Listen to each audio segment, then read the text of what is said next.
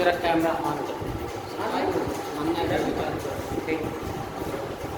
तो अभी मैं कल आऊँगा, आज की टॉपिक अलर्ट है क्षार, इसकी हिंदी क्या होती है, क्षार धातुएं और क्षारीय मृदा धातु, ठीक है ना। तो बट अभी कुछ रिएक्शन कल आपको थे क्लास में थे, कल थे क्लास में ना जी सर थे। हाँ, तो थोड़ा सा उसमें एक क्वेश्चन नीट और मेडिकल में उसमें कुछ छूट गया था। अब चायक गुण छूटा था ना, आपसी कारक गुण पढ़ा रहे थे ना, उसको मैं टॉपिक कंप्लीट करके फिर ये शुरू करता हूँ।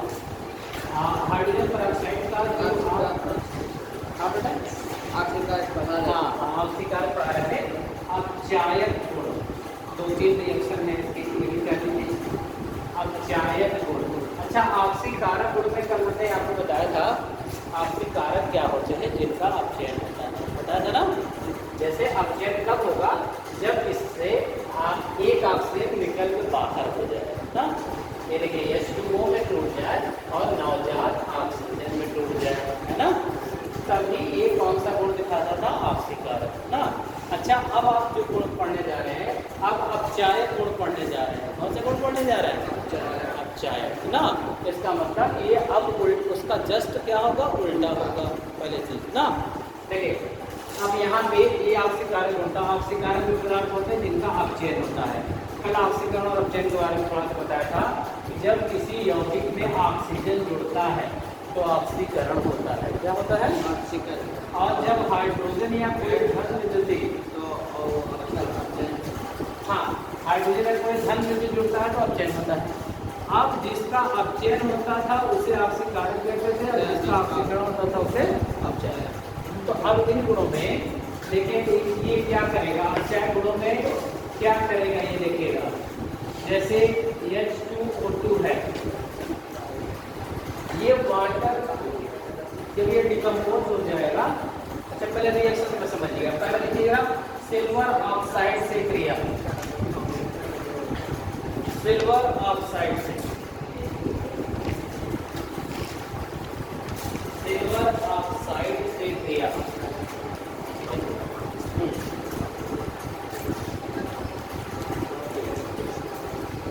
सिल्वर ऑक्साइड से क्रिया। जब हाइड्रोजन पेरोक्साइड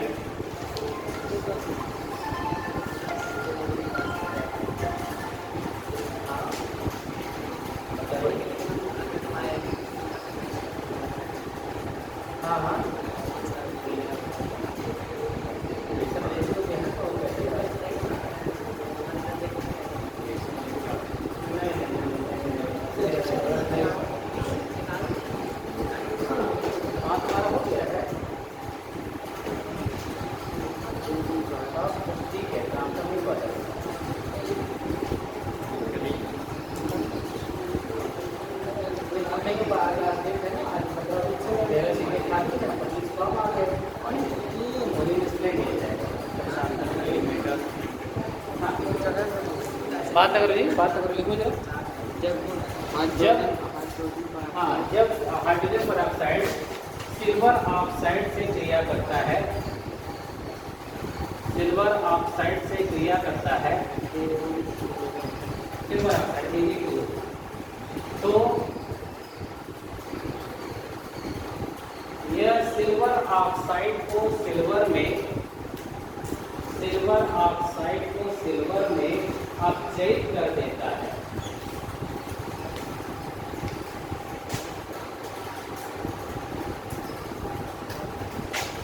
ऑक्साइड में अपचयित कर देता है। ध्यान से रिएक्शन देखो जरा, क्या किया है इसने, सिल्वर ऑक्साइड का सूत्र क्या, Ag2 है ना। H2O2 से रिएक्शन सीधा देखो, वाटर यहाँ से निकाल करके फिर क्या सिल्वर इससे बाहर कर दिया इसने, क्या कर दिया, ये देखो इधर दर्पण बन गया, सिल्वर चांदी का मिरर, चांदी का अवक्षेप। अब देखो क्या बना, H2O और यहाँ से कौन सी गैस निकल रही है, ऑक्सीजन। आप कैसे प्रूव करोगे कि ये अपचायक हुआ, है ना। तो उसको प्रूव करने के लिए यहाँ देखिए आप, हमने ऑक्सीजन पर हाइड्रोजन पेरोक्साइड में क्या चार्ज होता है, -1, कल बताया था ना, -1 होता है। अच्छा हाइड्रोजन पेरोक्साइड से ऑक्सीजन इसकी टूट के निकल रही है, और ऑक्सीजन से चार्ज क्या हो जाएगा बताओ? 0। जब कोई परमाणु स्वयं से जुड़ा होता है तो उस पर चार्ज क्या होता है? 0 होता है ना। इसका मतलब ऑक्सीजन का चार्ज क्या है? 0 ना, अणु के रूप में। अब बताइए -1 से 0 का होना क्या हुआ? चार्ज बढ़ा है कि घटा? बढ़ा है ना। -1 से 0 चार्ज बढ़ गया। जब चार्ज बढ़ जाता है तो क्या कौन सी क्रिया मानी जाती है? ऑक्सीकरण। यहाँ हाइड्रोजन पेरोक्साइड का हो गया है ऑक्सीकरण, और जिसका ऑक्सीकरण होता है वह पदार्थ अपचायक। पढ़ा है ना, कल बताया था मैंने ना। तो इसका मतलब H2O2 क्या बन गया बताइए? अपचायक बन गया ना। अगर ये रिएक्शन पूछता है हाइड्रोजन पेरोक्साइड किस किस तरह बिहेव करता है, ऑक्सीकारक की तरह भी करता है और अपचायक की तरह भी ना।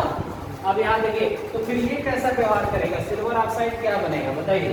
इससे आप बताइए 2- दोनों सिल्वर पे 2 प्लस होता है, एक सिल्वर पे 1 प्लस होता। अब यहाँ सिल्वर पे क्या क्या हो गया? 0 मुक्त हो गया, परमाणु उदासीन होता है ना। अब आप देख रहे हो +1 से 0 हो गया, घट गया ना। इसका हो गया अपचयन। क्या हो गया? अगर इसका अपचयन हो गया ये पदार्थ क्या बन गया? ऑक्सीकारक। ये भी पूछता है निम्नलिखित प्रक्रिया में कौन सा पदार्थ क्या है? ऑक्सीकारक है ना। तो आप देखेंगे ऑक्सीकारक वो बनेगा जिसका रिएक्शन में क्या हो जाएगा? अपचयन हो जाएगा, उसके आवेश में कमी हो जाएगी। अब आप देख रहे हैं पूर्ण क्रियाओं में ये ऑक्सीकारक का व्यवहार करता था, और इस क्रिया में कैसा बिहेव है? इसका अपचायक की तरह बिहेव कर रहा है ना। निरीक्षण उतारिए।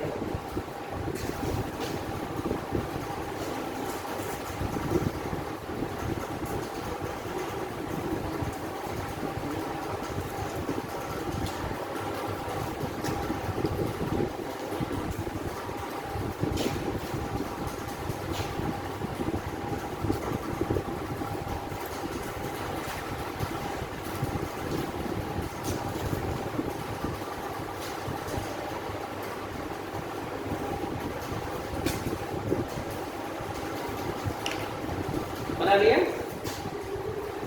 3 मेन रिएक्शन की बताऊंगा जो कंडीशन पूछी जाती है इस क्रिया में। इसका नेचर कैसा हुआ? अपचायक।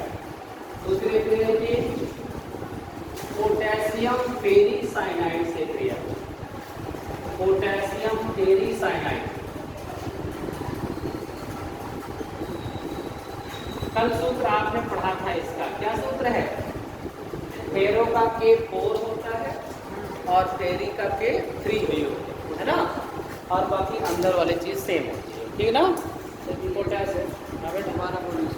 पोटेशियम फेरीसाइनाइड से क्रिया। फेरीसाइनाइड से क्रिया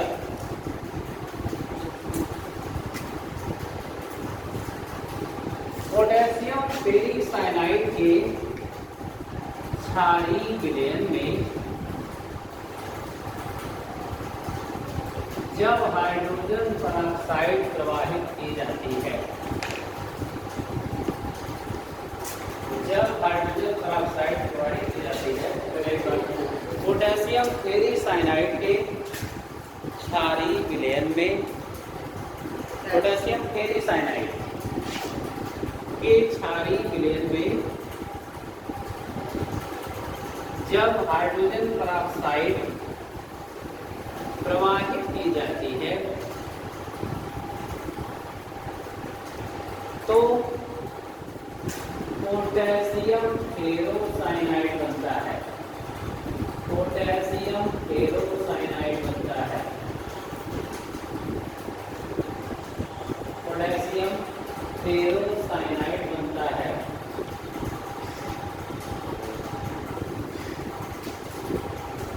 ध्यान दीजिएगा, कभी कभी डैश करके ऐसे रिएक्शन में प्रोडक्ट पूछ लेता है, यहाँ क्या बनेगा, है ना। खाली स्थान पर क्या क्या बनेगा, या ये वाला डैश दे दिया ना। कल आपने 2 सूत्र में बताया था, जब K4 FeCl6 होता है, ये पोटेशियम फेरोसाइनाइड का सूत्र है। इसका सूत्र है, और इस पर +2 चार्ज होता है। क्या चार्ज होता है? ये देखिए 6 - 4 2 प्लस आएगा। अच्छा, फेरीसाइनाइड में क्या होता है? आयरन में 3 प्लस चार्ज होता है। क्या चार्ज होता है? यहाँ देखिए 6 - 3 धन, इस पर 3 धन आएगा ना। ये संख्या विषम है तो सम में बदल लेते हैं। अम्लीय विलयन में H2SO4 कर लिया था, याद है। और क्षारीय विलयन में क्या लेंगे बताइए? QaOH लेंगे ना। अच्छा, अच्छा, अब ये टोटल पोटेशियम देखेगा, 3 दूनी 6 2 8 पोटेशियम बैलेंस है ना, और फेरोसाइनाइड भी बैलेंस है, 2 ये है, ये 2 लगा हुआ है इसमें ना। अब बाई प्रोडक्ट सोचिए क्या बनेगा, इसके साथ साथ क्या बने, क्या डिसबैलेंस हुआ। अच्छा बताइए, पोटेशियम भी एडजस्ट हो चुका है ना, इसका मतलब डबल ऑक्सीजन ये, 2 हाइड्रोजन ये, 2 हाइड्रोजन ये, 2 ऑक्सीजन ये, है ना, यही डिसबैलेंस है ना। तो बताइए जरा कितने हाइड्रोजन है, 4 हाइड्रोजन, 4 है, 4 हाइड्रोजन मीन्स 2H2O निश्चित बनेगा, क्या बनेगा।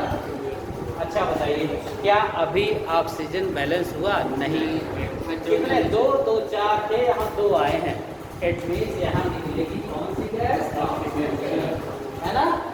और ये देखिए ये बदल रहा है, H2O2 बदल रहा है किसमें, ऑक्सीजन में, है ना। इसके आवेश में क्या हो रही है, वृद्धि, और इसके आवेश में क्या हो रही है, कमी। बोलिए कमी हो रही, नहीं, आवेश का घटना अपचयन, आवेश का बढ़ जाना ऑक्सीकरण। यहाँ H2O2 का क्या हो रहा है, ऑक्सीकरण, इसीलिए यह क्या बन गया इस रिएक्शन में, अपचायक ना, ये अपचायक है, तो फिर ये क्या बनेगा, ऑक्सीकरण बनेगा ना, क्यों, क्योंकि 3 से 2 हो रहा है, देखिए ना, ये बन जाएगा ऑक्सीकरण। अच्छा, ऑब्जेक्टिव क्वेश्चन देगा, बताइए इसको।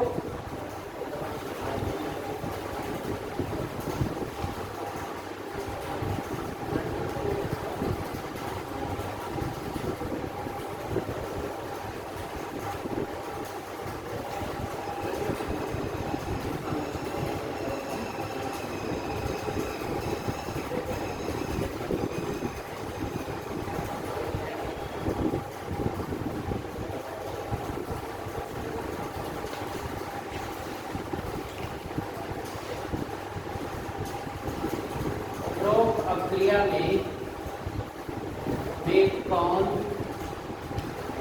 सहायक है, ये MnO, B, MnO2, C, H2O2, D, oxygen. बोले ये देखिए, इस तरह से आप निर्मित हो सकता है ना, आप कोई प्रक्रिया दे दिया, नहीं नहीं आ रहा है, खिला दिया ना, सही आ रहा है सर, लेकिन आप क्रिया को देखो, बताओ कौन सा आंसर होगा, क्या हो रहा है, क्या हो रहा है बताइए, मैग्नीज डाइऑक्साइड मैग्नीज ऑक्साइड में बदल रहा है, रिएक्शन ये है आपकी ना। अब कह रहा है उपरोक्त प्रक्रिया में कौन पदार्थ अपचायक है, अब इसी को ऑब्जेक्टिव बना दिया है ना, सीधी सी बात है। आप पहचानने के लिए क्या पहचानेंगे, जिसके आवेश, जिसका आवेश बढ़ रहा होगा, पहली चीज ना, उसका हो रहा होगा ऑक्सीकरण, और वही बनेगा G नंबर ना।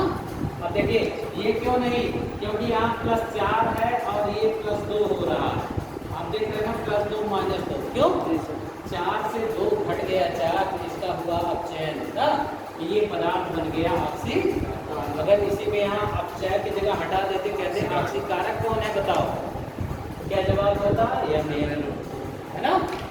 इस तरह ऑब्जेक्टिव भी आते हैं, लिखते चलिए।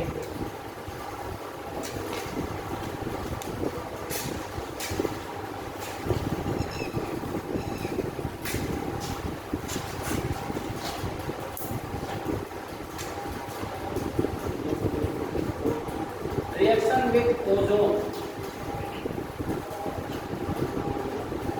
रिएक्शन विथ ओजोन, ओजोन से क्रिया, ओजोन से क्रिया, ओजोन का सूत्र क्या होता है, ओजोन अगर कहते हैं ओजोन और ऑक्सीजन में क्या संबंध है बताइए, ओजोन और ऑक्सीजन कोई संबंध है, ओजोन और ऑक्सीजन बताया। अगर हम कह रहे हैं ओजोन ऑक्सीजन की क्या है, क्या ऑक्सीजन और ओजोन को कोई संबंध, आपको पता है जीवन रक्षक परत मानी जाती है, क्यों, पृथ्वी के ऊपरी वायुमंडल में जो ये परत पाई जाती है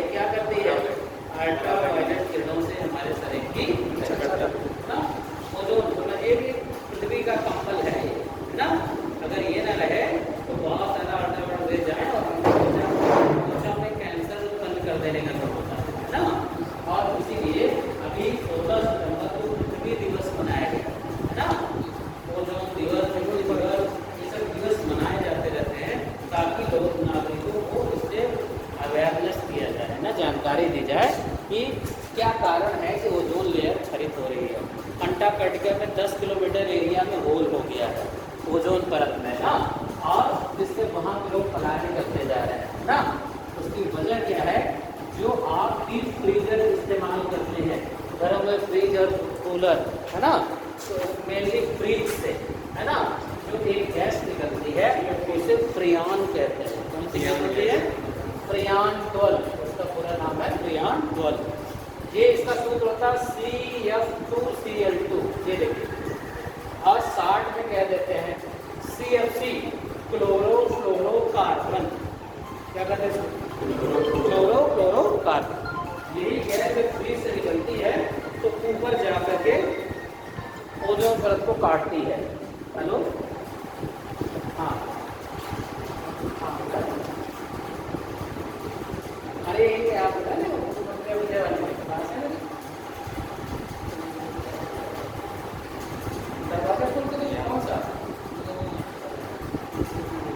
मतलब जहाँ बैठते थे आपके सामने वाला सिंगर। ठीक है, अरे ध्यान किया होगा ना,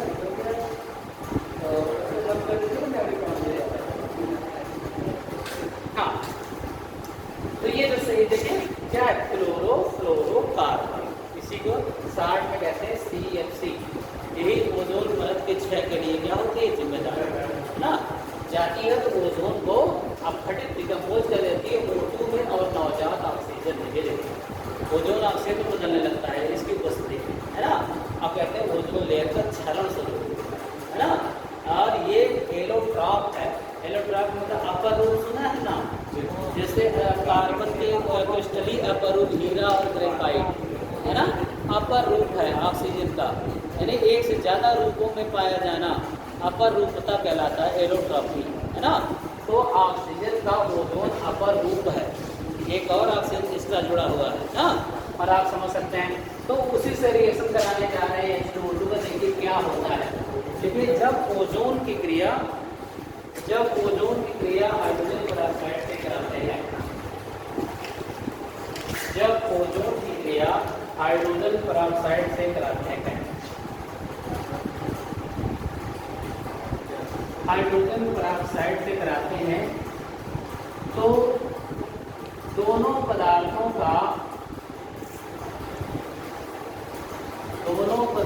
का पारस्परिक अपचयन हो जाता है। दोनों पदार्थों का पारस्परिक अपचयन हो जाता है।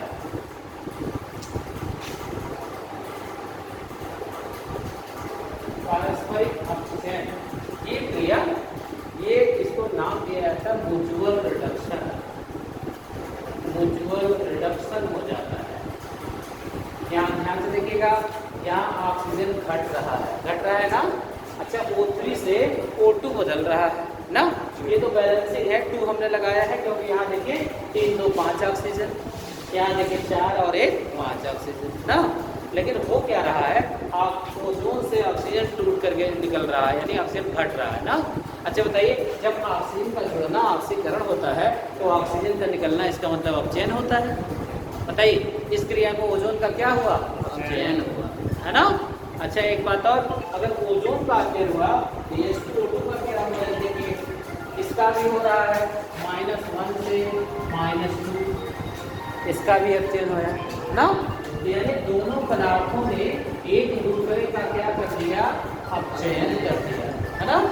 बनाइए क्रिया एक हाँ।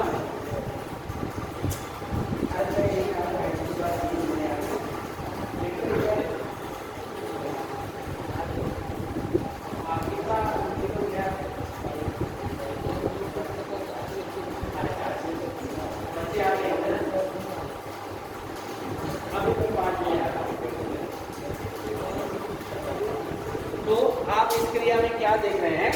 दोनों पदार्थों ने एक दूसरे का क्या कर दिया? अपचयन। म्यूचुअल रिडक्शन इसी क्रिया को कहते हैं। म्यूचुअल का मतलब एक दूसरे का, हमने आपको कर दिया, आपने हमको कर दिया।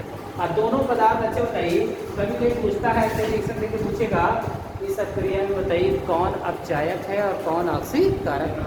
अच्छा, यहाँ दोनों का अपचयन हो रहा है, दोनों ही ऑक्सीकारक है। क्या है बताइए, यहाँ ओजोन भी ऑक्सीकारक है और H2O2 भी ऑक्सीकारक है ना। हाँ, ये था रिएक्शन विद ओजोन। अब एक क्वेश्चन नीट और सब में बहुत पूछा जाता है, क्वेश्चन बना के लिखिएगा, इसका मैं करा दे रहा हूँ। 20 आयतन H2O2 से, हाँ क्वेश्चन लिखिएगा, 20 आयतन H2O2 से क्या समझते हैं।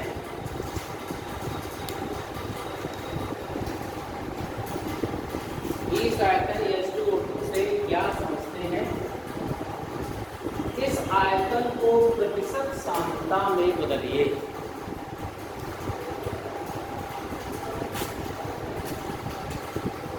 इस आयतन को प्रतिशत सांद्रता में बदलिए।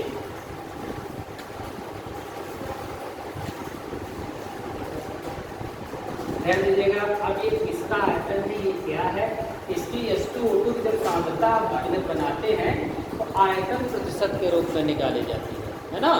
अब इसका अभिप्राय समझिएगा, 10 आयतन इसकी जगह हो सकता है, 15 आयतन हो सकता है, 20 आयतन हो सकता है ना। और एक बार बता दें तो कंसंट्रेशन निकालने का तरीका समझ जाइएगा ना।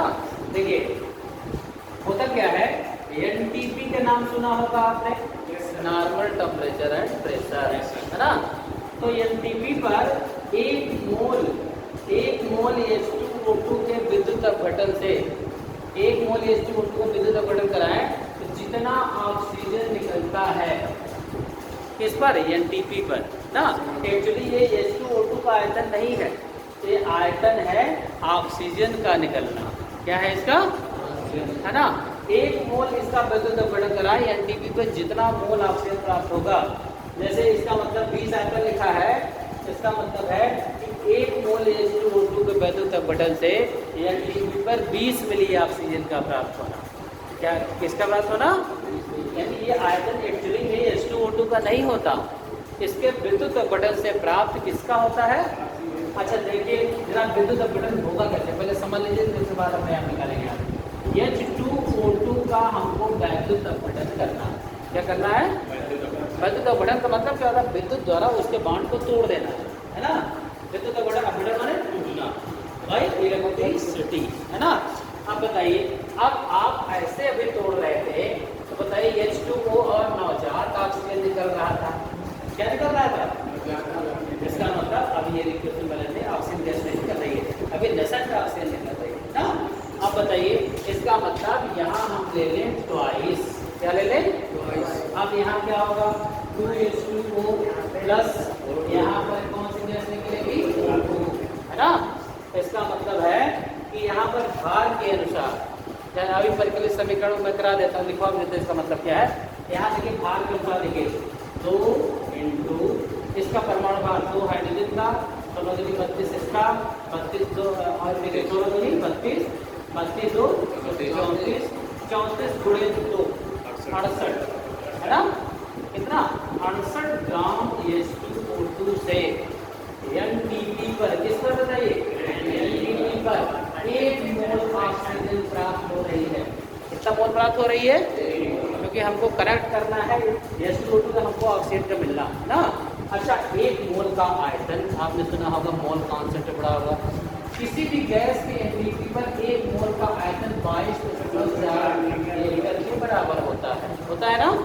कोई भी गैस हो एनटीपी पर, किसी भी गैस के 1 मोल का आयतन कितना होता है, 22.4 लीटर।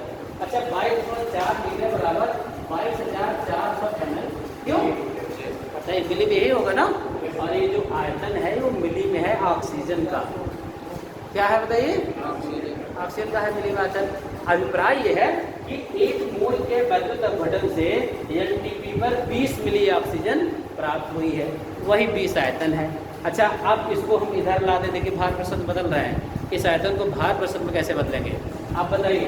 22,400 मिली ऑक्सीजन प्राप्त होती है, ऑक्सीजन प्राप्त होती है कितने ग्राम, 68 ग्राम H2O2 से, क्यों, पहले भार में बदले इसको, भार प्रतिशत निकालना है आपको ना। अच्छा अच्छा बताइए 68 ग्राम से 1 मोल मिला। 1 मोल का आयतन 22.4 लीटर अंडरस्टूड होता है। और इतना बराबर इतना मिली, है ना। इतना मिली इधर ले लिया, कितना मिली प्राप्त होती है इतने ग्राम H2O2 से। तो बताइए हमारा क्वेश्चन क्या है, 20 मिली। ये आयतन मिली में होता है ऑक्सीजन का। देन 20 मिली ऑक्सीजन प्राप्त होगी, क्या हो जाएगा 68/22,400 इंटू 20 ना, ये कैंसिल हो जाएगा। अब देखिए यहाँ पे कितने से कटेगा, 4 से काटिए जरा 17, और ये हो जाएगा 4 से 20 तो 22, 4 560 ना। अब इधर मिलेगा 17/560 इंटू 2 ना। अच्छा ध्यान रखिएगा, अब सांद्रता को हमको प्रतिशत में बदलना, प्रतिशत का मतलब 100, प्रतिशत का मतलब तो 100 से गुणा कर दें, परसेंट में आ जाएगा। तो प्रतिशत सांद्रता बराबर इंटू 100 ना। अब बताइए इससे ये कट गया ना, क्या, हाँ 2 से ये कट गया, 2 से 4 1 5 2 से 16, और ये हो गया 170/28 क्या हुआ, है ना। आप बताइए भाग दीजिए, 170 में 28 भाग दीजिए, लगभग 6 बार जाएगा, 6 के 48 का आंसर 2 है, वाइट है 0 है, आगे नहीं जाएगा 0 0, और लगभग 7 बार जाएगा, हाँ 180 है ना। और 5 तो आसान तो ले लीजिए, है ना। इसकी सांद्रता प्रतिशत सांद्रता कितने में बदल गई, 6.07%। क्या आ गई, ध्यान से फिर से समझिए, पहले इसका मतलब देखिए, तब आप अच्छी तरह और समझ पाएंगे। लेकिन जरा देखिए 20 आयतन H2O2 का, 20 आयतन H2O2 का अभिप्राय, 20 आयतन H2O2 का अभिप्राय यह है, 20 आयतन H2O2 का अभिप्राय यह है कि NTP पर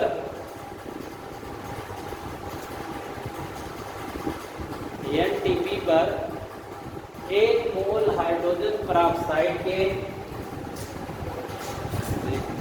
1 मोल हाइड्रोजन पेरोक्साइड के विद्युत अपघटन से 1 मोल हाइड्रोजन पेरोक्साइड के विद्युत अपघटन से 20 मिली ऑक्सीजन गैस प्राप्त होती है।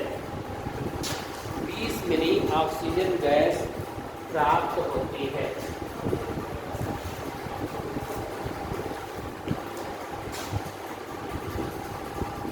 क्यों, अच्छा बताइए, ये बैलेंसिंग है एक्चुअली। यहाँ देखिए ऑक्सीजन का अगर हम केवल एक लेते यहाँ, तो यहाँ पे इस तरह से निकलती जो बहुत सक्रिय होती और किसी के साथ जुड़ जाती, ऑक्सीजन गैस के रूप में न निकलती। ऑक्सीजन गैस का रियल में सूत्र क्या है ना।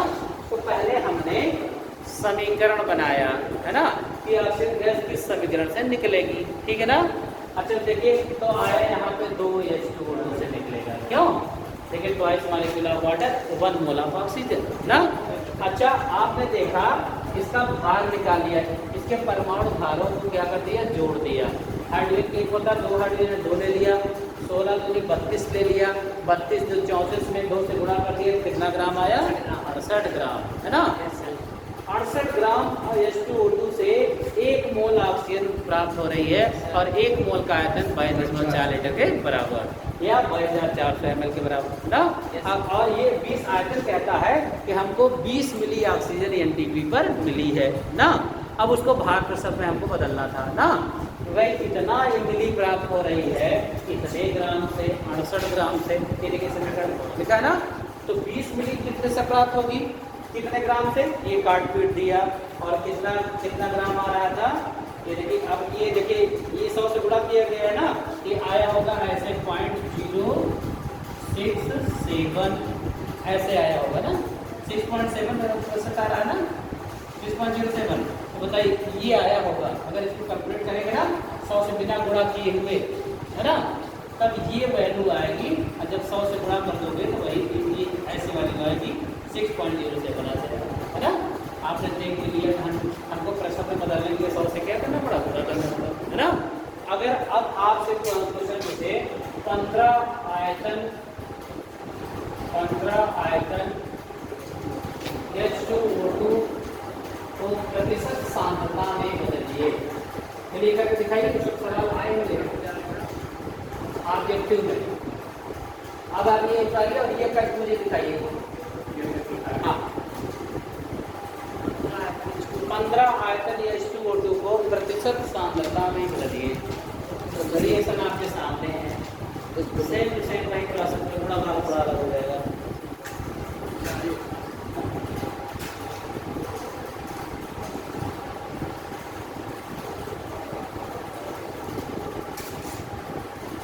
बदल को दिखाओ ये रिएक्शन करके।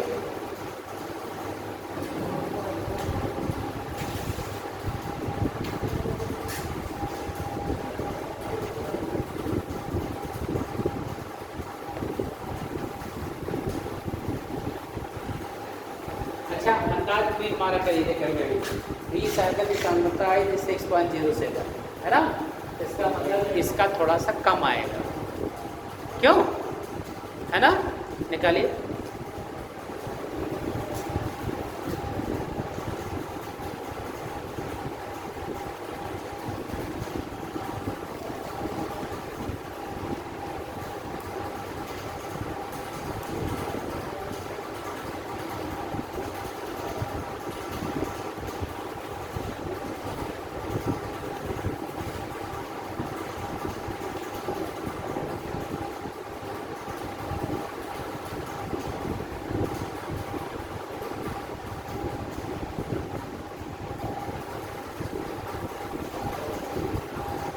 आगे बस यही से बदल जाएगा ना। अब आपको कितने सांद्रता का निकालना है, 15 है ना। देखिए तो 22 कितना नहीं, बहुत कम आएगी, इतना कम नहीं आएगा। 22,400 मिली ऑक्सीजन। एक तो सब न्यूमेरिकल स्ट्रॉन्ग करना है, केमिस्ट्री में 2-3-4 चैप्टर न्यूमेरिकल होते हैं, थोड़ा भाग फोकस में गड़बड़ हो गया तो फिर चले जाएंगे। प्राप्त होती है 68 ग्राम H2O2 से। तो बताइए हमको कितना मिली प्राप्त हुआ है, 15 मिली। क्यों 15 मिली निकाला जा रहा है ना। 15 ml कितने से प्राप्त होगा, 68/22,400 इंटू 15 है ना। अब देखिए इसमें क्या कॉमन हुआ, 17 ये हो गया 56 और 424। हाँ बेटा, हाँ 4.0 हाँ देखिए ये 4.0 हो गए 424 हाँ 4.02 हाँ ऐसे ही आएगा। 17/15/560 इंटू 100 कर दीजिए ना, ये काट दीजिए। अभी और कटेगा 2 से कटेगा 17/75/28 एक साल कर लीजिए।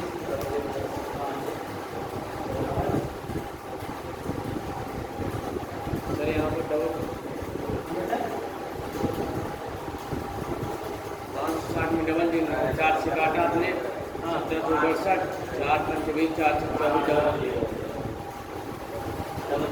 कम आएगा ना। कैलकुलेट कर लीजिए, कैलकुलेट कर सकते हैं। 225/56 आ रहा है। हाँ इसको भाग देने को 225/56 वही 4 बार जाएगा ना। आप दे दिया 4.02 ना। सेम उसी पैटर्न का सवाल है। 30 आयतन का आ जाए तो ये बस यहाँ पे 30 रख कर निकाल लीजिए है ना। वैसे दम बदलना हमने भार कैसे नहीं बदलना ना, ये 100 में पूरा कर दिया ना। वैसे वो पहले से भार में बदला ना, तो आयतन में चुना क्या भार प्रतिशत सांद्रता में जो प्रतिशत सांद्रता है ना, भार प्रतिशत है, ठीक है। तो आप कहेंगे कितना परसेंट भार प्रतिशत सांद्रता है, भार भी है और प्रतिशत माने 100 में, इसीलिए 100 से यहाँ क्या किया गया है, गुणा, है ना। हाँ, अच्छा एक ट्रिक बनाइए। अगर हम देखिए डायरेक्ट ऐसा करें 17/56 × 20, जरा देखिए कितना आ रहा है, 340/56 करके देखिए।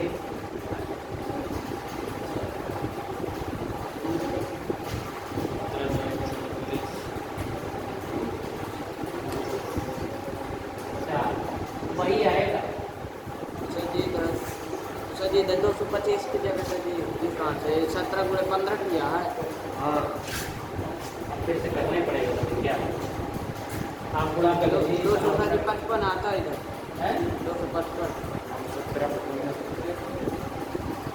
15 17 105 15 10 नंबर ये क्या था? 5 में एक ही जीरो तो काटा है, फिर से 68/22,400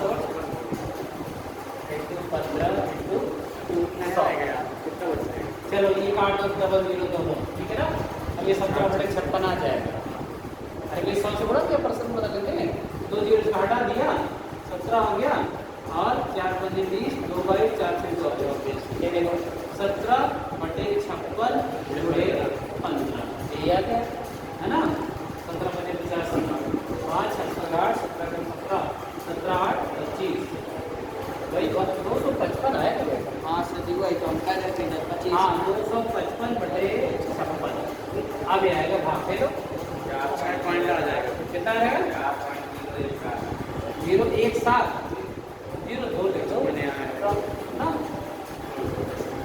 अच्छा आप इस तरह 60 जैसे एग्जाम में आ जाए, ऑब्जेक्टिव में आ जाए, आपने एक फार्मूला इजाद किया, भार प्रतिशत बराबर 17/56 इंटू एनटीपी पर ऑक्सीजन का आयतन, ये फार्मूला बना लीजिए। ये देखिए कितना एक गुणा करना है, 20 आयतन कहे यहाँ 20 रख के गुणा कर दीजिए, ठीक है ना। 30 आयतन कहे यहाँ 30 रख के गुणा तुरंत निकाल लीजिए, है ना। क्योंकि कट पीट करते आप देख रहे हैं कितना आ रहा है, 17/56 इंटू 15 यही आ रहा है लास्ट में। और ये 15 क्या है, वही एनटीपी पर ऑक्सीजन का आयतन, जब 20 आयतन 10 आयतन बोल रहे हो, है ना। तो एक सरल सूत्र बन गया है ना, 17/56 इंटू एनटीपी पर ऑक्सीजन का आयतन के लिए, हाँ ये 20 आयतन O2 के लिए, है ना। अब जैसे कहते हैं बताओ 40 आयतन O2 की सांद्रता को प्रतिशत सांद्रता में बदलो, तो क्या करोगे, 17/56 × 40 कर दो, है ना, आ जाएगा, है ना। इस तरह का इस पर भी क्वेश्चन पूछा जाता है कि 10 आयतन H2O2 से क्या समझते हैं, इसकी सांद्रता को प्रतिशत सांद्रता में बदलते हैं। चलिए अब शुरू करते हैं एल्कलाइन एफ मेटल नया चैप्टर 10 तक क्या होगा। हाँ होता नहीं है कल वाला ये अभी हार्डली प्रकार के थोड़ा बाकी रह गया, ठीक है, ये बहुत आवश्यक है।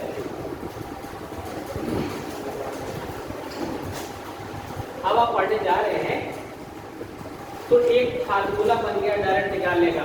ये फार्मूला ट्रिक याद रहेगा, 17/56 इंटू क्या बताया मैंने, एनटीपी पर O2 का आयतन ना, यही डायरेक्ट गुणा करके आप हाथ बदल है ना, कट पीट के यही आता है, ठीक है।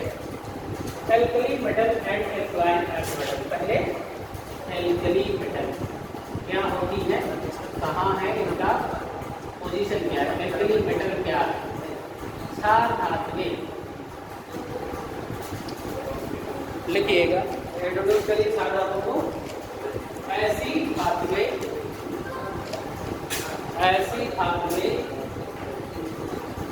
जो साबुन के समान चिकना विलयन, ऐसी धातुएं जो साबुन के समान चिकना विलयन उत्पन्न करती हैं, चिकना विलयन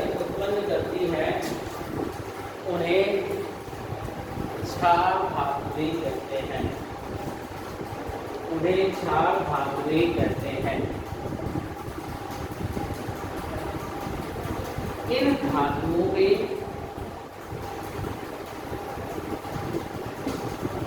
इलेक्ट्रॉन को त्याग देने का गुण होता है, इलेक्ट्रॉन को त्याग देने का गुण होता है।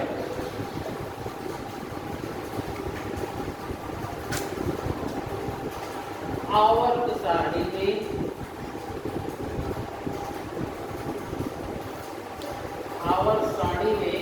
इन्हें फर्स्ट के समूह में रखा गया है, फर्स्ट के समूह में रखा गया है, जो कि इलेक्ट्रॉनिक विन्यास की सहायता से, निम्न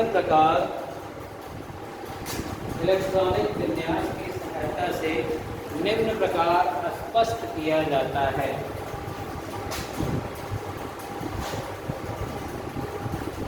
इलेक्ट्रॉनिक विन्यास की सहायता से निम्न प्रकार स्पष्ट किया जाता है। पहली बात देखिए, एक क्वेश्चन तो यही बनता है, आवर्त सारणी में क्षार धातुओं के स्थान की विवेचना करना, है ना। तो क्षार धातुएं हैं क्या, और क्यों इन्हें फर्स्ट ग्रुप दिया गया है? ये जो लिथियम है, सोडियम है, पोटेशियम है, रुबिडियम है, सीजियम है, एक और है लेकिन वो स्टडी के लिए उपलब्ध नहीं होती, फ्रांसियम। क्या है वो? फ्रांसियम। और इसके बारे में बता दूं, यह द्रव रेडियो एक्टिव तत्व है। ऐसा है, कभी कभी पूछा जाता है कि which one element is liquid radio active, है ना, यानी ऐसा रेडियो एक्टिव है जो द्रव अवस्था में है ना। अब देखिए आप अल्फा बीटा गामा कहलाने वाले, है ना, ऐसे तत्व क्या कहे जाते हैं? Radio active. अनस्टेबल होते हैं, जब तक अस्थायी नहीं हो जाते वो टूटते रहते हैं, है ना। तो ऐसा है, तो इसके ऊपर ध्यान दीजिएगा, हाइड्रोजन जरूर है लेकिन हाइड्रोजन को क्षार धातु नहीं मानते। एक्चुअली में हाइड्रोजन धातु है नहीं, है ना, क्योंकि हाइड्रोजन पढ़ चुके हैं आप, इलेक्ट्रॉनिक विन्यास इनका इनके जैसा मिलता है और हमारी आवर्त सारणी अब इलेक्ट्रॉनिक विन्यास के आधार पर बनाई गई है, इसीलिए हाइड्रोजन की यहाँ टांग रखता है, अदरवाइज हाइड्रोजन क्षार धातु नहीं है। जैसे अब सोडियम की रिएक्टिविटी ज़्यादा होती है कि सोडियम को मिट्टी के तेल में डुबा कर रखा जाता है। जब कभी आप सोडियम इसका सेंटर प्रैक्टिकल कराओगे ना, देखोगे इसे मिट्टी के तेल में डुबा कर रखा गया होगा, चिमटी से काट करके सोडियम निष्कर्ष बनाने की सलाह दी जाती है ना। अगर ये वायु में खुला छूट गया, अगर ऑक्सीजन से क्रिया किया तो तुरंत जल जाएगा, है ना, और पानी में फेंक दीजिए, पानी में आग लग जाएगी। ऐसा तत्व है, इतना ज़्यादा रिएक्टिव है सोचिए सोडियम। तो बताइए इसके नीचे वाले और ज़्यादा सक्रिय, यानी ये मुक्त अवस्था में नहीं रह सकते, यानी फ्री स्टेट में ये नहीं रह सकते। अगर ये रहेंगे इनको मिट्टी के तेल में या ऐसा ऐसा मटेरियल यूज करना पड़ेगा जो बिल्कुल ऑक्सीजन के प्रवाह को रोक दे, यानी ऑक्सीजन से इनका कनेक्शन नहीं होना चाहिए। नहीं देखो 2 यानी प्लस हाफ O2 तुरंत ये बन जाएगा, यानी कि वो सोडियम ऑक्साइड में बदल जाएगा, ये ऑक्साइड में बदलेगा और जलने लगेगी, है ना। तो पहली बात, इस परिवार के तत्व बहुत ज़्यादा क्या होते हैं? अक्रियाशील। जो प्रॉपर्टी अध्ययन किया जाता है लिथियम से सीजियम तक, है ना। क्यों? क्योंकि ये है तो इस परिवार का 7वें आवर्त के पहला, ये दूसरा, तीसरा, चौथा, 5वां, 6ठा, 7वां आवर्त सारणी में टोटल 7 आवर्त ही है ना। तो है तो यहाँ लगेंगे, स्टडी के लिए उपलब्ध नहीं होता। जब भी हम इनके क्षार धातुओं के गुणों की बात करेंगे, लिथियम से लेकर सीजियम तक की बात करेंगे। कहाँ तक करेंगे? लिथियम से लेकर सीजियम। अब हम क्या, हाँ, अब इसके गुण में उपयोग नहीं किसका? अरे भाई रेडियो एक्टिव तत्व या तो एटॉमिक बॉम्ब भी यूज होगा, जैसे बहुत हाई फाई रिसर्च लेवल पे यूज, क्योंकि इसका एटेंडेंस ही नहीं है, बहुत कम है बेटा। देखो सबसे ज़्यादा जो यूरेनियम पाया जाता है वो भी यूरेनियम 235, है ना। बिहार के सिंहभूम जिले में मिलता है यूरेनियम, है ना, और इसके परमाणु बम बनाए जाते हैं, इनका यूज किया जाता है ना। तो सोचिए प्लूटोनियम बम, हाइड्रोजन बम, रेडियम बम, ये सब मार दिया जाए तो पृथ्वी तहस नहस हो जाए, है ना। और इतना आप सोचो कि पूरे एटमॉस्फेयर में 78% तो तुम्हारा नाइट्रोजन कवर करती है, 21% कौन कवर करती है, ऑक्सीजन, 1% में सारी गैसें हैं, है ना, अक्री गैसें, ये वो गैसें, सारी की गैस 1% में है, समझिए, है ना। तो ये रेडियो एक्टिव, इसीलिए इन्हें जब आप सेकंड ईयर में जाओगे दुर्लभ मृदा तत्व कहोगे। क्या पढ़ते हो, रेयर अर्थ एलिमेंट, यानी मिट्टी में जल्दी पाए नहीं जाते, इनका निकाल लेना बहुत ही कठिन होता है। यूरेनियम को निकाला जाता है उसके U3O8 से, इसे कहते हैं पिच ब्लाइंड, क्या कहते हैं, पिच ब्लाइंड से निकाला जाता है यूरेनियम, और ये बिहार में मिलता है। अमेरिका में ज़्यादातर रेडियोएक्टिव तत्वों का स्रोत उधर है, अमेरिका तरफ, है ना, इसीलिए परमाणु शब्द संपन्न देश माने जाते हैं अमेरिका, फ्रांस, है ना। और यहाँ इतना लागत लगता है, इंडिया का इतना बजट नहीं होता यहाँ तो।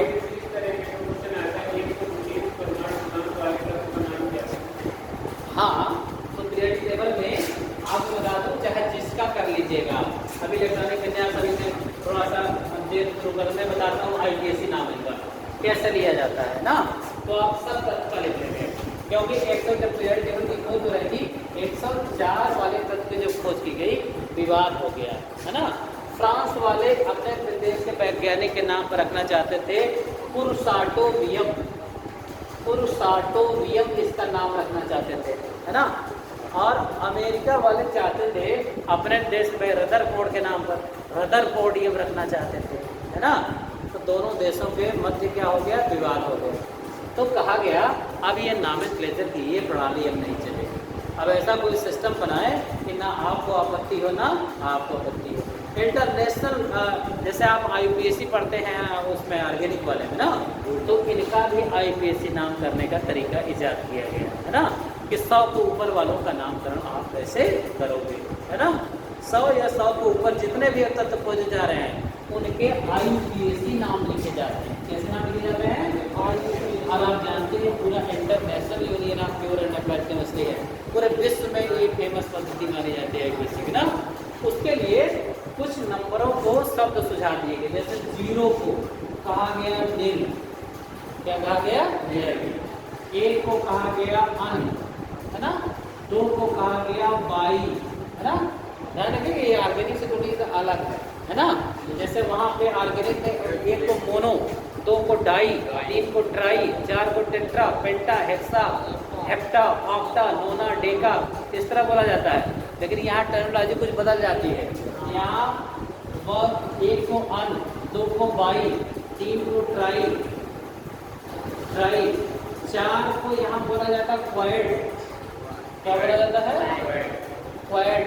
5 को बोला जाता है पेड, इसमें नाम में कोई परिवर्तन नहीं। 6 को हेक्स, है ना। 7 को हेक्स नहीं बोला जाता, यहाँ बोला जाता है सेप्ट, सेप्ट, SEPT। इनऑर्गेनिक के नॉमेनक्लेचर में ऑर्गेनिक में हेप्ट बोला जाता है, हेप्ट प्लस एन बराबर हेप्टेन, है ना। यहाँ सेप्ट बोला जाएगा। 8 को बोला जाता है ऑफ, 9 को बोला जाता है, वहाँ नोन बोला जाता है, यहाँ बोला जाता है एन, है ना। अब देखिए इनका नाम बुलाते हुए लास्ट में इयम जोड़ देते हैं, क्या जोड़ देते हैं, है ना, तब उसका IPSC नाम बन जाता है। अब देखिए अगर ये तैयार हो गया, अब आप नाम लिखने में तो दिक्कत नहीं होगी। देखिएगा अब मैं 100 का लिखने जा रहा हूँ, ठीक है ना। देखिए 100 का देखो बेटा, 1 को लिखेंगे अन, क्या लिखेंगे, 0 को लिखेंगे नेल ना, अब फिर 0 है, NILIUM जोड़ दिया लास्ट, बन गया अननिल निलियम। क्या बन गया ये, अननिल निलियम। लास्ट में आपको ईएम जोड़ना है, जो भी आ जाए ना। अब बताइए 60 में ऐसे लिखा रहता है UN, ऐसे देखिएगा, और 60 में ऐसे 60 में लिखे रहते हैं ना। इसका मतलब अननिल निलियम, है ना। 101 का लिखना हो, देखिए अननिल यूनियम, क्या हो जाएगा, अननिल, एक तो UN था, IUM लगा दिया। अनिल यूनियम यानी यू है ना। अब किसी का बताइए 104 का अनिल क्वाडियम क्या हो जाएगा? QUADIUM। ये देखो सब नाम बदल जाए, 200 तक खोज जाए, 500 तक खोज जाए तो भी लिखने में कोई दिक्कत नहीं है ना। अभी तक तो 119 ही खोजेगा। अब 117 वाले का क्या सेप्टियम क्या हो जाएगा? हमें कहा ना 7 बात वाले जहाँ परिवर्तन होता है याद रखिए। ये देखो 7 को सेप्ट है ना, तो सेप्ट में नियम लगेगा क्या हो जाएगा? सेप्टियम है ना। अब देखो 119 तो क्या और भी खोजे जाए कोई दिक्कत नहीं है। अब क्या हो जाएगा? इल्नियम IEEE था IUM लगा दिया, क्या हो गया? अनिल्नियम क्या हो गया? ये देखो स्टैंडर्ड पद्धति है ना। अब किसी को कोई विवाद नहीं था, अब इसका नाम अनिल क्वाडियम कर दिया गया। क्या कर दिया गया? AIPAC नाम है इसका है ना। अगर पहले बताओ 113 का IPAC नाम क्या होगा? सब बताने लगोगे, बताओ बोलो। अनिलियम TRIUM आई अंडरस्टूड है उसमें ना, हट जाएगा। अनिल ट्रियम 115 अनट्रियम क्यों? अब जल्दी मतलब तो बस ये करना आज याद हो जाए कहते क्या है इसको ना। अच्छा अब अगर मान लो 200 वाला तत्व खोजा जाए, अब बताओ क्या होगा? बाइनिलियम क्या हो जाएगा? इसलिए ऐसी पद्धति जाती है जिसमें कोई विवाद नहीं है ना। अब 100 के ऊपर जितने भी खोजे जाएंगे। अच्छा 127वां तत्व खोजा गया तो क्या नाम होगा? अनबाइसेप्टियम क्या होगा? अनबाइसेप्टियम है ना। 128 वाला अनबाइसेप्टियम, 129 वाला अनबाइलियम है ना। बड़े आराम से कर सकते हैं IPAC नाम है ना। तो इस तरह IPAC नामिक लेक्चर में इनका ये कहा गया। अब आई थिंक आपको याद हो जाएगा अगर ये लिख लेंगे आप है ना। तो कह देंगे परमाणु क्रमांक 125 वाले तत्व का नाम बताओ। अनबाइपेंटियम क्या हो जाएगा? अनबाइपेंटियम। अच्छा 2 ही चीज तो बदल रही है, ये अन और बाई बदल रहा है थोड़ा सा है ना, और क्वाड और सेप्ट बदल रहा है और इन बदल रहा है ना। हाँ वहाँ नॉन कहते थे या नॉन नोनेन है ना, और यहाँ क्या बोल रहे हैं? इन में बोल रहे हैं है ना। अब जैसे फिर से रिपीट हो जाए, अगर मान लीजिए 10 हो जाएगा अनिलियम हो गया। क्या हो गया? बस हो गया काम इनका खत्म। चाहे 500 तक 1000 तक तो खोज जाए है ना। हाँ इस विचार बता दीजिए, नहीं तो भुला जाएगी कैसे पढ़ा गया था।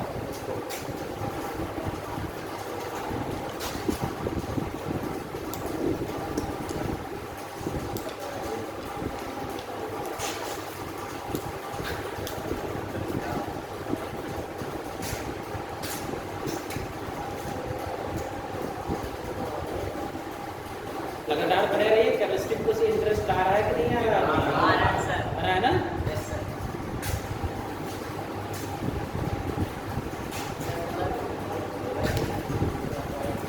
पूछो चाहे जो दिक्कत ये होती है कि लेक्चर जो होता है लेक्चर से पटक जाना पड़ता है। एक भी लेक्चर लिख के आता है आज एल्कली में डला है ना।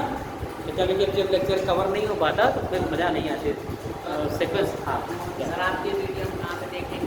बेटा आप वीडियो कहाँ पे देख सकते हैं? मेरा वीडियो यहाँ पे तुम जानते हो ना, इस पे आता है, बता दो बच्चों को। हाँ मुख्यमंत्री उद्योग योजना बादल भाई गुजरात सर है ना। क्या सर? गुजरात सिंह सर यहाँ डालोगे ना, क्यों इसी को आता है ना। गुजरात सर डालोगे तो आ जाएगा। हाँ सब आपको सर जी ग्रुप तो बना होगा? हाँ बेटा आपको ग्रुप तो बना होगा? ग्रुप अभी तक नहीं बनाइए बच्चे। मेडिकल वाले प्योर है कहाँ? कोई 11 का है कोई मेडिकल करवाएं हाँ बेटा। प्रैक्टिकल यहाँ कॉलेज में शायद लैब बन रहा है। आप इसी कॉलेज के हो? बजरंग में लैब है, केमिस्ट्री लैब है। वहाँ कौन किसे पढ़ाता है? D1 में सचिन वो वो फिट भी कराते हैं? अभी नहीं करा रहे नहीं कराते वाले सब करवाए थे एक बार। हाँ, उनसे भी कहो मेरी बात कराना कैसे पेडिक्योर सब करा दिया। हमें हमारे डाइट में ना दूसरा पेट वहाँ मीटिंग बच्चे जाते हैं, ग्रेजुएशन के बाद के बच्चे जाते हैं वहाँ का पेडिक्योर डाइट में जहाँ मेरी पोस्टिंग टाइम हो गया। मान लिया एनी प्रॉब्लम समझ जाओगे? अच्छा 109 का नाम बताओ।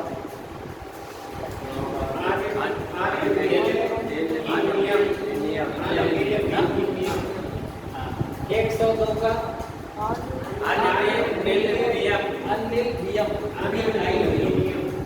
देखो ये बी आई है अब फिर आई यू एम कनेक्ट करना है, एक आई गायब हो जाएगा।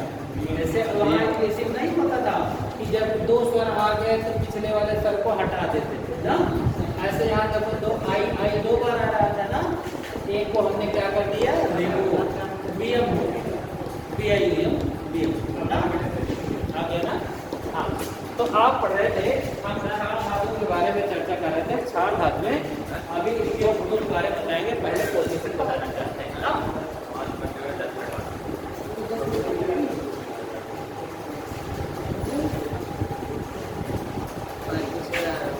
हाँ सोचिए चलो अब हम पोजीशन इनकी देखेंगे कि कहाँ और क्यों कैसे रखे गए हैं। इसी बहाने एक बार इलेक्ट्रॉनिक विन्यास का रिवीजन हो जाता है। क्या हो जाता है? देखो 3 परमाणु क्रमांक 11, इसका 19, इसका 37, इसका 55 है ना। याद कैसे रखेंगे? हाँ बेटा ये यार आप आवर सारणी बना लीजिए, ठीक है आवर सारणी बनाइए ना। केवल एस ब्लॉक और बी ब्लॉक का डी ब्लॉक की एक सीरीज याद कर लीजिए, इतने में आपका काम चल जाएगा है ना। अब देखिए अब ये सीरीज छाल धातु में है और आगे इसके आप देखिए इसके आगे वाला अगर एक लाइन तैयार कर लो। अब आगे क्षारीय मृदल धातुओं का तुमको याद करना है, कैल्शियम स्ट्रांसियम बेरियम एक पढ़ा दो याद हो गया है ना। रेडियम भी तो होगी ना। हाँ बेटा रेडियम हाँ तब तो कहना जो प्रॉपर्टी है यही तक रेडियम यहाँ रेडियम हो जाएगा भाई, ये 87 है तो ये 88 हो जाएगा। एक एक बढ़ाते चले जाओ। जैसे तुम्हें पी ब्लॉक के सारे तत्वों को याद करना है, पी ब्लॉक किनारे पे 6 खड़े काल्पनिक में है ना, ऐसे 1 2 3 4 5 6 एक सेट ऊपर टंगा है ये देखिए। आपकी स्टडी में है क्या क्या देखिए एस ब्लॉक का है फर्स्ट ईयर में, पी ब्लॉक का है पूरा का पूरा स्टडी करते हैं 12 तक ना, और एक लाइन पी ब्लॉक का करते हैं स्कैंडियम डोजिंग है ना, और बाकी डेक्लाइन करते हैं। बीच वाला तो स्टडी करते भी नहीं है ना, उनसे पूछा जाता है क्वेश्चन ना। अगर चाहिए 6 खड़े कॉलम 2 खड़े कॉलम हम याद नहीं कर सकते, और बीच की लाइन 21 से 30 तक है ना एटॉमिक नंबर। अब देखिए जैसे आप एटॉमिक नंबर याद नहीं है, ऐसे सरल कोई तरीका ट्रिक आप इसको याद करने के लिए है। जैसे अब यहाँ पर नियॉन, आर्गन, क्रिप्टन, जीनन, रेडन, आप ग्रुप बना लीजिए ना। हम आपको ट्रिक अप्रोच वाला इसकी नोट्स डाल है ना, आप से बड़ा रहे इसकी ब्रेक आप नहीं सिखाइएगा। मैं देखता तो अच्छा देखिए जैसे इसका हीना नीना और करीना का याद है ना। अच्छा हाँ ठीक भैया हैं बेसिक होती है हाँ तो उनको एडमिशन करना कहाँ अभी इसके भी तो टेस्ट होता है ना, कैसे बता सकते टेस्ट से होता है बड़े वहाँ आएगा एडमिशन कैसे हाँ ऑनलाइन टेस्ट होता है वहाँ भर दो ऑनलाइन टेस्ट दे दें अगर आ जाएगी है ना। आपको डायरेक्ट ऑनलाइन टेस्ट आप किसी चैनल वहाँ जो आते हैं ना पानी वाले उनसे क्वेश्चन बताएंगे है ना, हाँ करना पड़ता है फिर टेस्ट होता है। देखो जैसे ये है ये हीलियम का तो होता है ना, ये आपको पता है 10, ये आर्गन का 18, क्रिप्टन का 36 और इसका 54, इसका 86। अगर इतना आपको याद है तो पूरा ये फैमिली याद बन जाए है ना। जैसे कार्बन यहाँ पे देखिए बेरिलियम, इसके बाद boron, carbon, nitrogen, oxygen, chlorine और नियॉन, ये देखिए आप।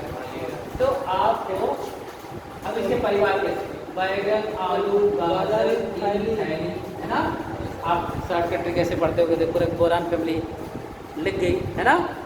ये कहे सीताजी सुनो, क्या नहीं क्या है, कार्बन, सिलिकॉन, जर्मेनियम, टिन और लेड ना। कहे सीताजी सुनो प्रभु। हाँ, जैसा भी याद है, ये कोई नियम नहीं है, आपने अपने टीचरों द्वारा इंटरेस्टिंग बनाने के लिए ऐसा सब तुकबंदियाँ बनाई। हाँ, तुकबंदियाँ बनाई गई हैं, आप जो अच्छा हो उस तरह। जैसे हम ये सब बताते हैं, नाना पाटेकर, असरानी सब बीमार। Nana Patekar, Asrani, as arsenic, SP सब, पीआई बीमार, है ना।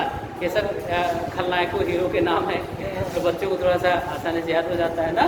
नाना पाटेकर नाम है ना, जो डायलॉग मारता है ना।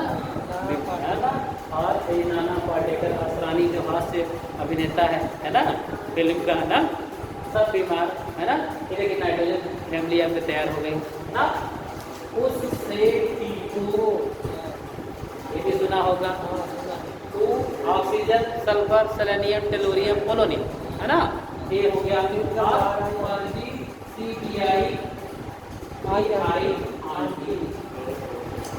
है ना। अब इसको मैं कर रहा हूँ CPI, chlorine, bromine, iodine, ATRT। हाँ, कैसे बना दो। अब देखो, जब ये लाइन तुम्हें याद है, पूरा एटॉमिक नंबर रट जाएगा। 10, ये 9, ये 8, ये 7, ये 6, ये 5। एटॉमिक नंबर पूरा हो गया। एक के बजाय हाँ, एक इधर का याद कर दो लाइन से, और उसके बाद ये, और एक लाइन इधर याद करो, ये भी पढ़ा दो आगे वाला। सारे धातुओं का टाइम नंबर पूरा रट गया आपको, है ना। तो बताइए, अब यहाँ 18 है, 17, 16, 15, 14, 13 हो गया, ये लाइन कंटेन, है ना। अब बताइए, ये 36 है, 35, 34 सेलेनियम। और देखिए यहाँ तक तो बच्चों को अक्सर याद रहता है, 13, 20, 25, 30 तक ना। यही नीचे वाले थोड़ा सा कम याद कम रहती है ना, बार बार आते नहीं। 34, 35 आर्सेनिक का, 33 जर्मेनियम का, 32 इसका गैलियम का, 31, है ना। ये भी घटाते चले तो 54 इसका, आयोडीन का 53, टेलुरियम का 52, एंटीमनी 51, इसका 50, इसका 49 एंटीम का, है ना। अब ऐसे देखो 86, ये 85, पोलोनियम 84, बिस्मथ 83, लेड 82, ये 81, पूरा पी ब्लॉक आपका तैयार है कि नहीं। अब एक लाइन पे बताइए याद करने में क्या दिक्कत हो जाएगी। यहाँ तक लगभग आप पढ़ते ही पढ़ते हैं, बार बार आता है सोडियम, पोटेशियम, ये हाँ हाँ, अभी ये आते हैं। इसके बाद एक काम करिएगा आप, जो है एक और ट्रिक मैं आपको बता दूँ। देखिए, जैसे 19 में, अब देखिए यहाँ पे 11 था ना, यहाँ पे 11 था, 11 में यहाँ पे क्या जोड़ा है आपने, 8, यहाँ क्या जोड़ा है 18, यहाँ देखिएगा 9 और 17, है ना। अच्छा, फिर 18 में परिवर्तन होता है अभी, 18 और 7 55, ये देखो। अब इसके बाद क्या होगा, अब यहाँ पे होता है, इसका कितना होता है 87 ना।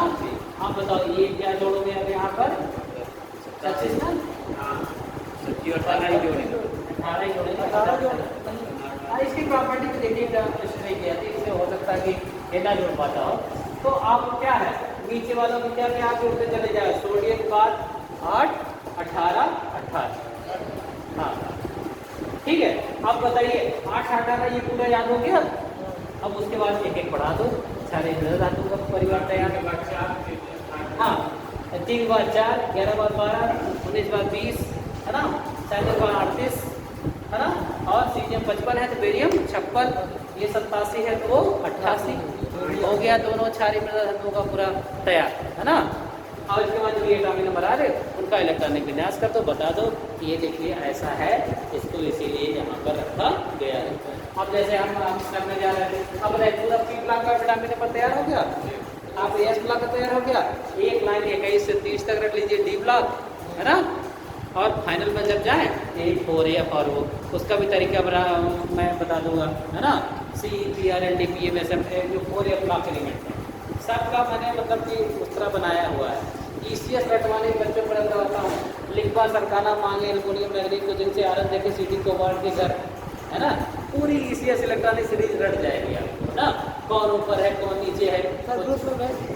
हाँ वो जो है पढ़ाने को मिले तो एक सदी केमिस्ट्री का अलग से ग्रुप बना लीजिए, उसी पे सर आप बना लो यार, बना लो, सब लोग जुड़ो उसमें, ठीक है। चलो आप एडमिशन हो रहा है, 10 मिनट पहले छोड़ो रहिए।